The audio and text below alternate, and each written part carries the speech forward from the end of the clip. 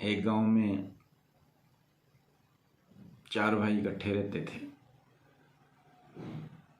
तो माता पिता बुजुर्ग हुए तो माता जी का स्वर्गवास हो गया।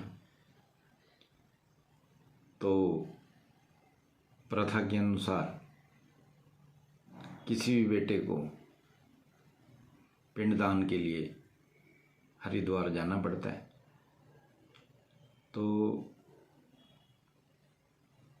4 भाइयों में से 3 जो बड़े थे उन्होंने जाने से मना कर दिया। सब ने अपनी अपनी कोई मजबूरी बतला दी और रिश्तेदारों ने सब ने इकट्ठे होकर छोटे बेटे को राज़ी कर लिया कि चलो रामू चला जाएगा इस काम के लिए। तो रामू पिंडदान के लिए हरिद्वार गया, पंडित जी से संपर्क किया। तो पंडित जी ने कहा कि ठीक है, कर देंगे, पिंडदान कर देंगे, कोई दिक्कत नहीं है। बस आप मेरे को इतना सहयोग करना कि जो श्लोक मैं बोलूँगा मेरे पीछे पीछे आप श्लोक बोलते रहना, मैं कार्यक्रम को आगे बढ़ा दूँगा तो पिंडदान हो जाएगा। तो रामू ने कहा कि ठीक है, मैं आपके पीछे पीछे बोलता रहूँगा। तो पंडित जी ने एक लास्ट सवाल किया कि देखिए, पिंडदान 51 रुपये से शुरू होते हैं और फिर आगे कोई लिमिट नहीं है। आप 1000 का कराओ, 2000 का, 5000 का, जितने का आप कराना चाहो। तो रामू ने सोचा कि बाकी दूसरे भाई तो सहयोग नहीं कर रहे हैं, मैं भी कम वाला ही करा लेता हूँ, 51 रुपये वाला करा लेता हूँ। तो उसने पंडित जी को बोला कि पंडित जी 51 रुपये वाला कर दो। तो पंडित जी बोले ठीक है, कोई बात नहीं। तो दोनों गंगा किनारे बैठ गए। तो पंडित जी अपने श्लोक उच्चारण करने लग गए और वो पीछे पीछे बोलने लगे।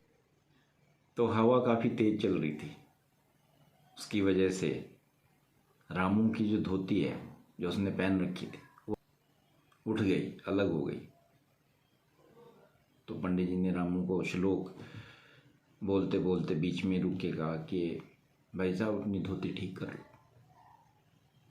क्योंकि रामू को हिदायत थी कि उसने जो पंडित जी बोले वही बोलना है। उसने भी वही बोला कि भाई साहब आपकी धोती आगे से उठी है, इसको ठीक कर लो। तो पंडित जी ने कहा कि मैं आपको कह रहा हूँ आपकी धोती उड़ी है, उसको ठीक कर लो। तो रामू ने फिर दोबारा पंडित जी को बोला कि मैं कह रहा हूँ कि आपकी धोती उड़ गई है, उसको ज़रा ठीक कर लो। ऐसा बोलते बोलते पंडित जी को गुस्सा आ गया। पंडित जी ने कहा कि भाई साहब मैं आपको कह रहा हूँ कि धोती ठीक कर लो। तो रामू भी वैसे गुस्से में बोलने लगा, मैं आपको कह रहा हूँ कि आप अपनी धोती ठीक कर लो। तो जब ऐसा 5-6 बार पंडित जी ने बोला तो पंडित जी को गुस्सा आ गया। तो पंडित जी ने जो है रामू को एक जोर से थप्पड़ मार दिया।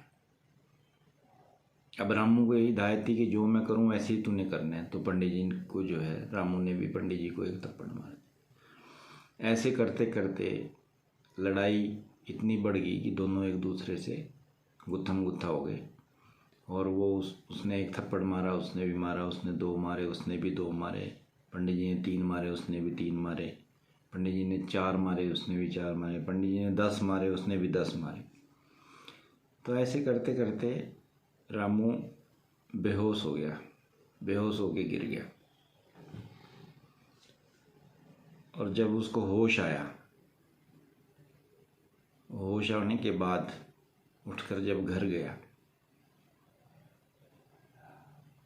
घर जाके अपने भाइयों को बोला कि अच्छा अब मैं समझा कि कोई भी तुम में से जो है क्यों पिंडदान के लिए नहीं जा रहा था।